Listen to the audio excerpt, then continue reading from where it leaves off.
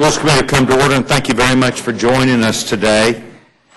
We are meeting to consider a very important piece of legislation authored by our good friend from Utah, the gentleman from the Rules Committee also, Mr. Bishop. Today's bill, H.R. 1459, the Ensuring Public Involvement in the Creation of National Monuments Act. This takes important steps to properly make sure that improper land acquisition by the federal government is handled in a more expeditious and honorable way. In the past, United States presidents have abused their authority under the Acquisitions Act by designing large tracts of land as national monuments without the support of local communities. For example, President Clinton designated 1,700,000 acres of land in Utah without consent and local support, locking up 62 billion tons of clean coal. As a result, a generation of jobs was lost in Utah. Even though the Acquisitions Act restricts the designation of lands to the smallest area possible, presidents have routinely cordoned off land well beyond what we believe is a reasonable legal limit. Today's common sense bill prevents any president from unilaterally locking up federal lands, which are often used for recreation, job creation, economic growth, and many times are a pride of source of all of these things, including the benefit of local people. By applying the National Environmental Policy Act to declarations that exceed 5,000 acres, the bill ensures that local communities will have a voice when it comes to the decisions that affect their own backyard and their livelihood. This is a simple bill that sends to this president and any future president a strong message. If you're going to make vast tracts of land off limits for job creators, you should allow the public to participate in the process. I want to thank my colleagues who are here today, and I would also like to welcome Laura Van Ock, who is visiting us today from the College of St. Catherine in Minnesota. And Nora, I must confess to you, if you walk outside, it looks probably a lot like what Minnesota is today, but plus about 80 degrees, because we're in about the 30-degree zone. I want to welcome you to the Rules Committee, and I'm delighted that you're here with us.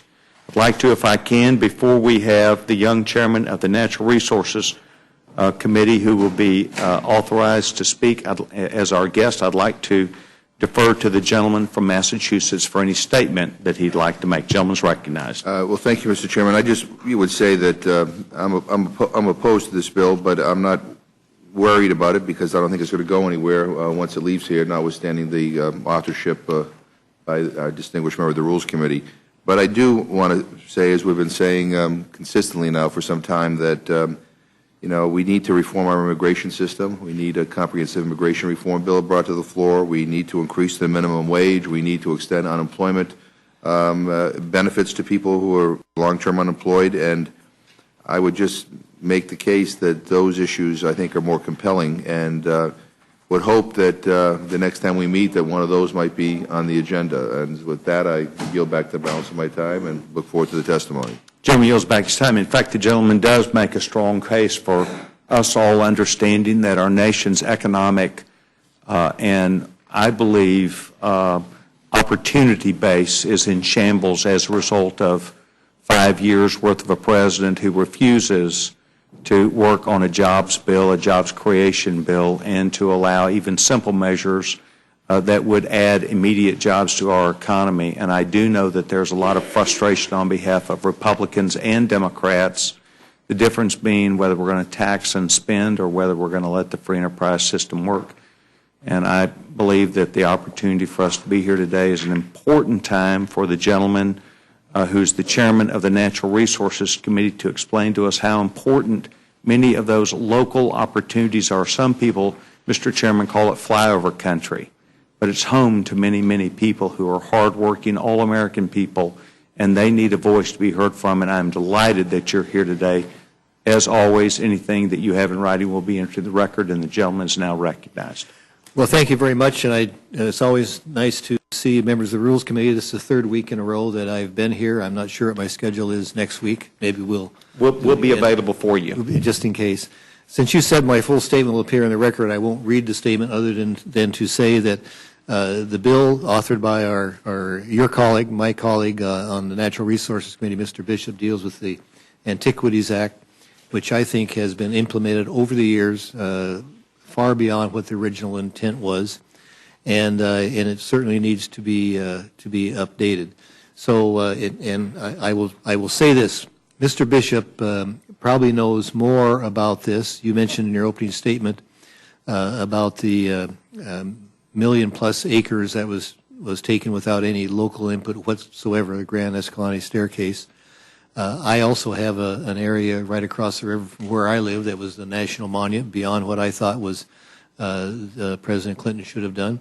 So this act needs to be updated. I think it's a good act, and I'll happy to respond to any questions.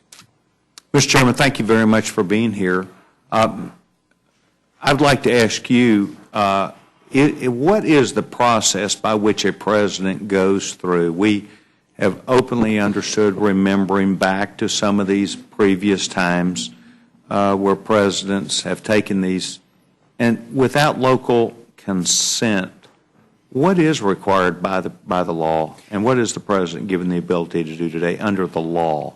Well, let me say that under the Antiquities Act, which I think was originally passed, I think in 1906, it was to give the president power to designate it as a monument if it was in imminent danger of something. Imminent danger. The normal process for making monuments, national parks, wilderness areas is to go through a legislative process which necessarily involves people on the local level.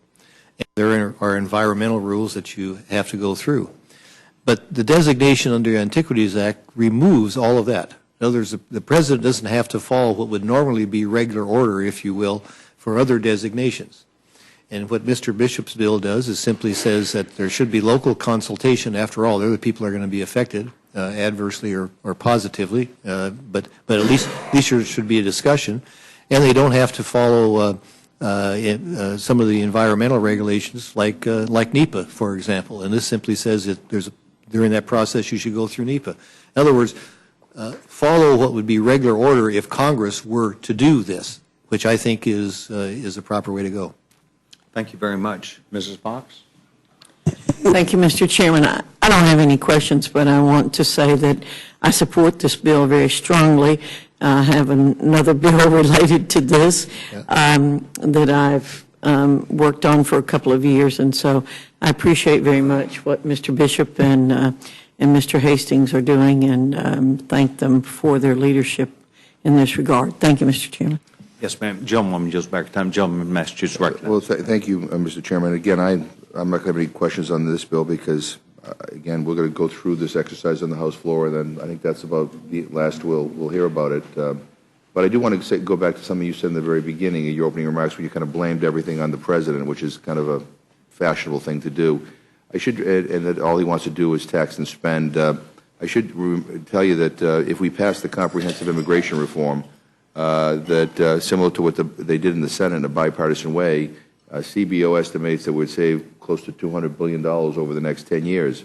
That's enough to do the dock fix. That's enough to put to a deficit reduction. That's enough to invest in a lot of things without having to raise anybody's taxes. So I just want the record to reflect that on that particular item, the problem is not the president.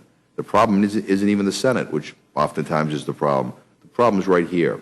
And I think the frustration that is building on our side is that, we think that these issues are important. The American people do. We think there ought to be at least a vote. And on this, it's not about taxing. It's not about spending. It's about saving and doing what's right for a lot of people in this country. So I just wanted the record to reflect that, and I thank the gentleman for testifying. I yield back my time. Thank you very much. The gentleman, I'm sure, remembers the years of service that you put in this committee, and not only the marvelous debates and times we spent here, but also your service, not just to the Rules Committee and people of Washington, but the people of this country, and we all remember those times. Now, we recognize the gentleman, the author of this piece of legislation. Gentleman from Utah is recognized. Thank you. Let me not go on a second panel and just berate you all from right here, if I could. Oftentimes, I have heard the comments from the gentleman from Massachusetts on why don't we go up to something more significant. This bill, as several other bills, are extremely significant to the people of the West. There is nothing that is of greater significance to my county commissioners in rural Utah than the fear that there may be, by a stroke of a pen or a telephone call, a chance of changing the landscape within their counties. They want some kind of certainty. This should be one of those things of certainty. Like, there was a dear colleague that was sent out recently, to which I take umbrage at, which said this bill eviscerates the bedrock conservation laws of this nation. At the same time, they were also saying, much like the Magna Carta protected people from the dangers of monarchical rule, NEPA, National Environmental Protection Act, protects people by providing transparency in federal projects. Both the Magna Carta and NEPA espouse the ideals of public participation and democracy by giving citizens a vote in the governmental decisions. What is so ironic is even today, in a different committee, the administration was condemning a bill because it would cut out public participation. In this bill, the administration condemned it because it was demanding public participation. The only thing this does is have the president be treated like everyone else in government. If Congress wants to make a monument designation, we have to go through an open process, have hearings, debates, etc. If any agency of the federal government wants to do it, they have to go through the NEPA process. The only person in the world that doesn't have to go and allow people to have some input is the President of the United States under the Antiquities Act, which was passed in 1906 when there was not a lot of other environmental laws. There were no state laws. Grand Canyon was a wonderful example, even though Grand Canyon Monument was made from the Grand Canyon National Forest when Arizona was still a territory. Times have changed. We need to have this. People will be satisfied if they know they have the right to make some kind of public statement. So, for the record, as I cut down through a lot of this stuff, I'd like to include a list of those from the West who are extremely supportive of this measure, including those who are dealing with off-highway vehicle associations, coalitions, Farm Bureau, the Cattlemen's Association. Would like to add for a record the example of one Navajo family in Arizona, New Mexico, that was pushed off their land callously because of a monument that was created.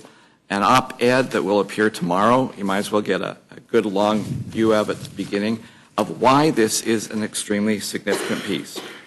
I have heard the concept that this bill should be called the No More National Monument Bill. Nothing could be further from the truth. It doesn't stop anything from happening. It simply says if the president wants to do something, he's got to have an open process and allow people to have their say about it in the area where it's going to take place. And that's what this bill does. Nothing more, nothing less. Doesn't hinder, doesn't help. It simply says people have to have a say. Now, if you really want to know why they have to have a say, one of the amendments that I think is non-germane deals with one of the monuments that was recently made by the president. Actually, there were two monuments the president made which are amazing because I don't complain that he made them. The last one he did, the House, a year ago, passed that national monument. Was it this year? A freshman Democrat was able to get through a Republican House a national monument designation, and I realize why it's embarrassing that two Democrat senators from that state couldn't get it over in the Senate. I understand that. Before, in Colorado, a freshman Republican was able to get through this House a new designation of the national monument, and two Democrat senators couldn't get the Democrat Senate to move on the bill. I understand that, but that's not a negative about this. This does not change any of that concept. This still says that the president still has to do it. Now, why I mention that is because one of the recent national monuments, and it's part of one of the amendments here, needs to be reformed because they simply didn't go through the process correctly. Now, in the area in Maryland where this monument is now designated, they don't really know for sure whether it's Fish and Wildlife or the Park Service that is supposed to actually have adjudication and administrative areas over this. Whether duck hunting is allowed or not, it said so in the document, the proclamation, but they didn't say how it was going to be implemented, and that's left up to the Secretary to make decisions further. And they've also found out there's all sorts of inholdings of private property in here. Does that have to be, can that go forward? Because it's not in the basis of what the Park Service tries to do. What I'm trying to say is all of these issues could have been solved if you just went through the open process. The one you mentioned in my state, we still have 20 years later issues over the school trust lands that are caught within that monument, issues over what kind of cattle rights and grazing rights are actually preserved and are not preserved, and what kind of roads can and cannot be opened or closed. All those things should be done before you make the monument. And that's all this asks them to do, is the President has to play by the rules of everybody else and go through the public process. You either believe in it or you don't. You either believe in the Magna Carta of lands or you believe that this is destroying the backbone of these laws. You can't have it both ways. And I find disingenuous in the position of the administration when they criticized this and spoke against it in our committee by saying the President shouldn't have to go through the NEPA process because he's only the head of the executive branch. He's not a part of the executive branch. Doesn't make any sense whatsoever.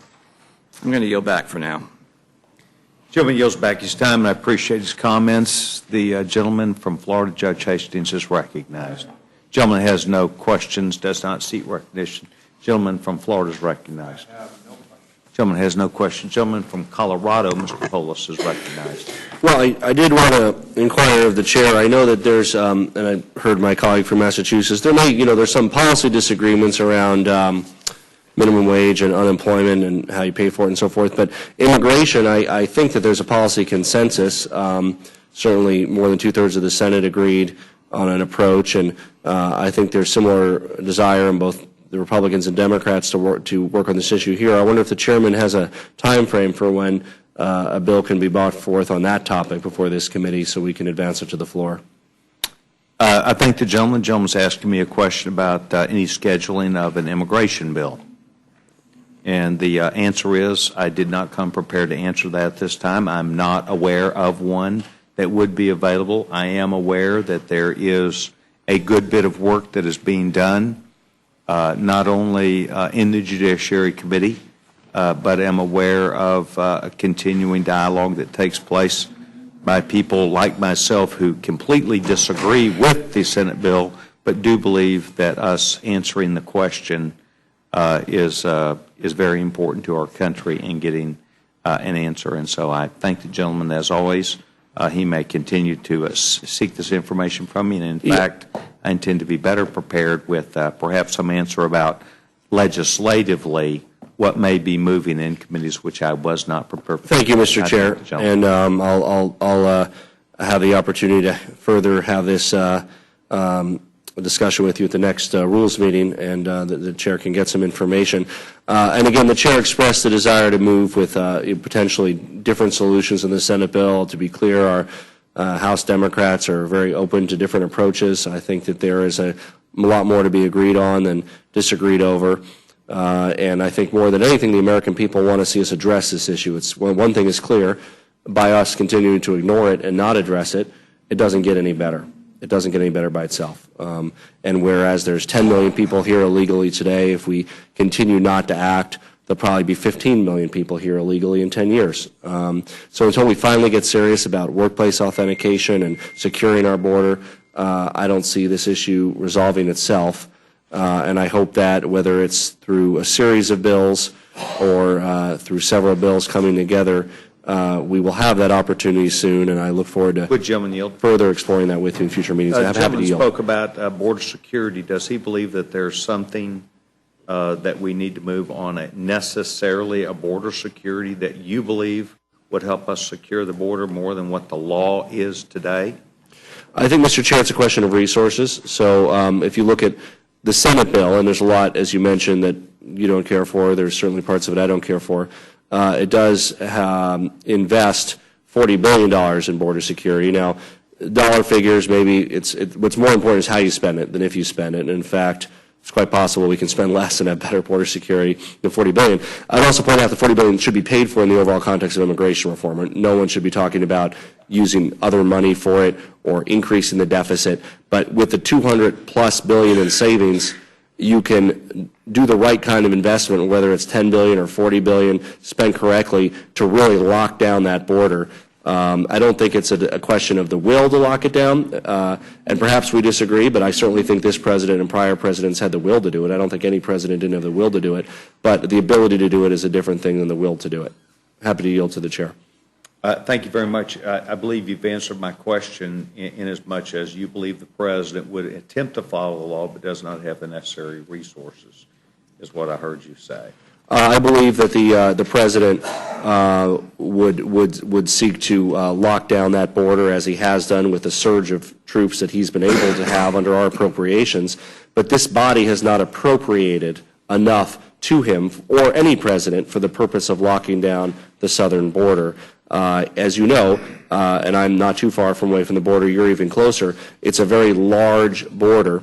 And to have a high-tech deployment to ensure that not only people don't cross it illegally, but goods don't cross it illegally, especially when they're trying to be hidden, whether it's by night or through tunnels, is not a trivial enterprise. And so for any president to accomplish that, I would hope that this body would be able to provide the resources needed to do that, and I'm happy to yield back. Thank you very much. The only thing I got to add, and I know you really intend this as we all do, any part of our border, not just the southern border, because we have problems. And I know that is implied by what the gentleman said, and I do agree that we have to work together on that. Gentleman yields back his time.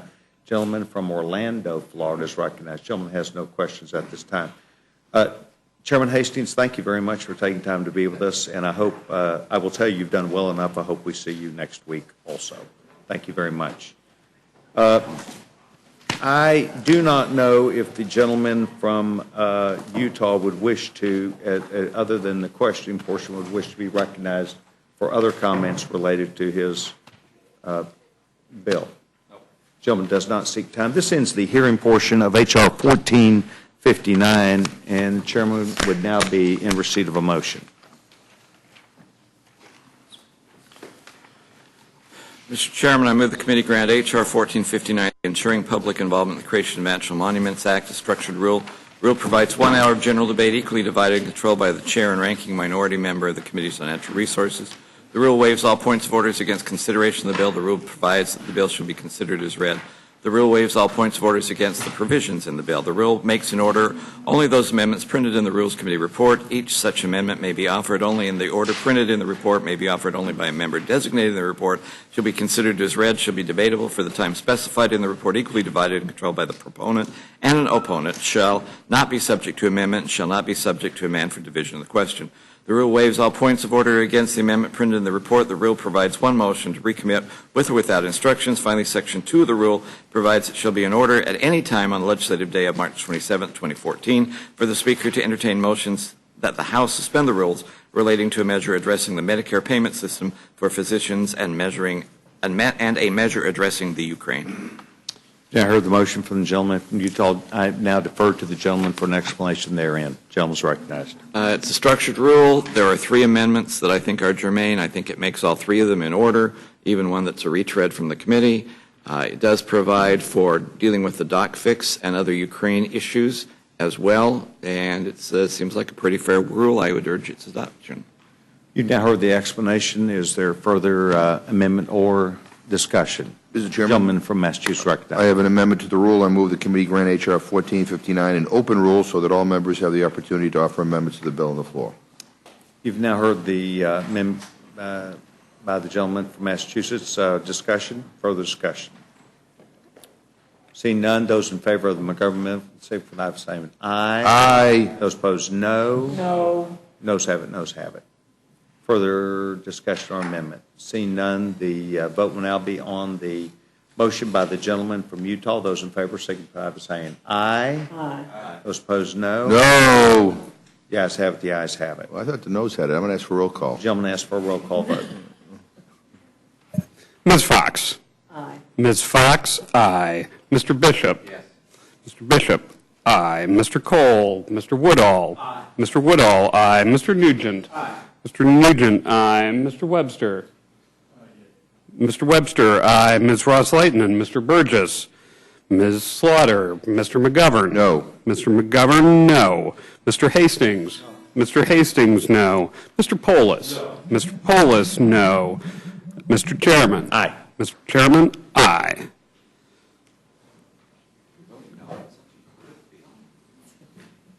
Clerk will report the total. 6 yeas, 3 nays. The motion is agreed to, and this bill will be handled by the gentleman from Utah, Mr. Bishop, and Mr. Polis will handle it for the Democrats. Polis, the gentleman from Colorado, will be handling for the Democrats. I do not anticipate another meeting this week, which means that we have survived yet another opportunity to be together with great success.